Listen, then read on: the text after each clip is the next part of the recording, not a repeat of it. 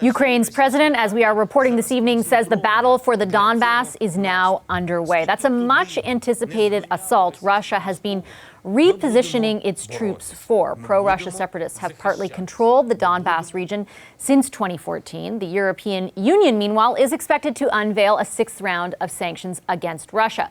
Bill Browder was once the biggest foreign investor in that country. He now heads the Global Magnitsky Justice Campaign.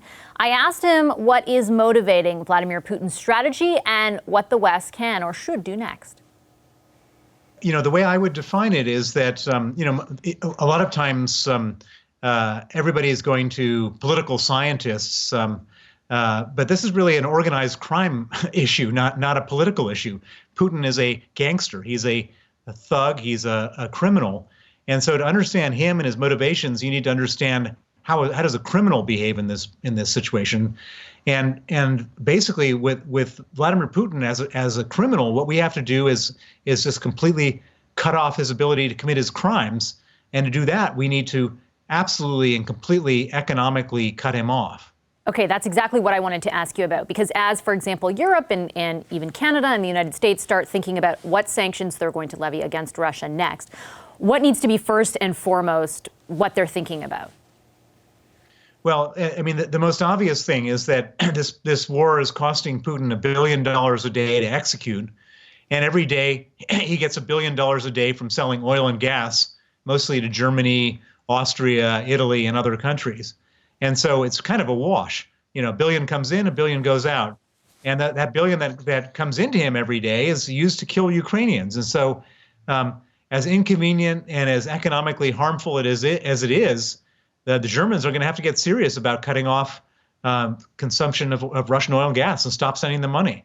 I know there had been a wider discussion. I was listening, for example, last week to foreign ministers, I think it was from Ireland, and talking about how, okay, the EU is talking about an oil embargo, but there is constantly, at least it seems, some hesitation to do that from the countries which depend the heaviest, as a portion of how much they take in on Russian oil and gas, like Germany, as you point out. Do you see any hints of political will to cut off oil in those countries?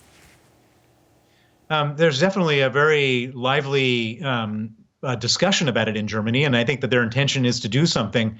The problem is that Germany has spent the last 20 years becoming dependent on Russian gas, sort of ignoring all the risks. And now they're going to have to pay a big economic price to become independent of Russia, oil and gas. And that's hard to swallow. But at the same time, every time that Putin commits another atrocity, it just reaffirms the idea that needs to be done. And so, whatever the Germans may be thinking today, the next time they turn on their televisions and see some, mass atrocity, that will push them in the direction of cutting off Russian oil and gas. And the Germans do understand when they watch these images that it's not that far away from Germany. Could be them next. In an interview with Politico, when it comes to the response, I mean, the Canadian calculation, let's say, is a bit different. We are not nearly as dependent, of course, on Russian natural resources. But I read in Politico that you said you've had detailed conversations with officials at a high level in the Canadian government about how to react to this. I know you can't reveal all the details, but what is the gist of what you're telling people like, for example, our Deputy Prime Minister, Chrystia Freeland, whom you know? Yeah. Well, again, I'm not going to get into the specifics, but one of the things that everybody asks me is, how do you go after the oligarchs? Where are their assets? What do we do? I've spent the last decade in a investigation and policy making going after oligarchs, talking to governments, the Canadians and other governments around the world about it. And so now everyone's talking to me about what I know. And I do know a few things that they don't know, which I'm sharing, and hopefully that will feed into policies which will allow the Canadian government, U.S. government, EU, and UK to freeze more oligarch assets so that money is not available to Vladimir Putin. Do you think, and this is separate from the oil conversation, but do you think, for example, countries like Canada are doing enough in response to what's happened in Ukraine? I do think that Canada is doing a good job. I think that most of the governments are now doing a good job. There's still loopholes to be filled. We're talking about going after the oligarchs so that they can't fund Putin, or Putin can't fund himself with all money held on his behalf by the oligarchs. But if you look at the total number of oligarchs sanctioned, it's about 32, and there's 118 oligarchs. And so there's a lot of oligarchs that still need to be sanctioned. And it's the Canadian government's job, along with everyone else, to do that. There are, at the moment, a number of banks in Russia that have not been disconnected from SWIFT. 70% of the banks have, but 30% haven't. The other banks need to be. And then, as I mentioned, oil and gas. And that's not so much a Canadian issue, but a global issue. But everybody needs to stop buying Russian oil and gas.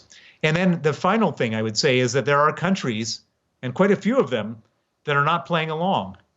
And so if you look, the United Arab Emirates, Saudi Arabia, Brazil, Mexico, these countries need to step up to the plate and also stop allowing the Russians to do this. And we need to put whatever pressure we can on these countries to join the international alliance and not defect and not be a safe haven for dirty Russian money. And just before I let you go, Mr. Browder, not to make it personal, but certainly you, given your history in Russia, you have been a target of Putin's for a number of years. How has that shifted or changed during this war?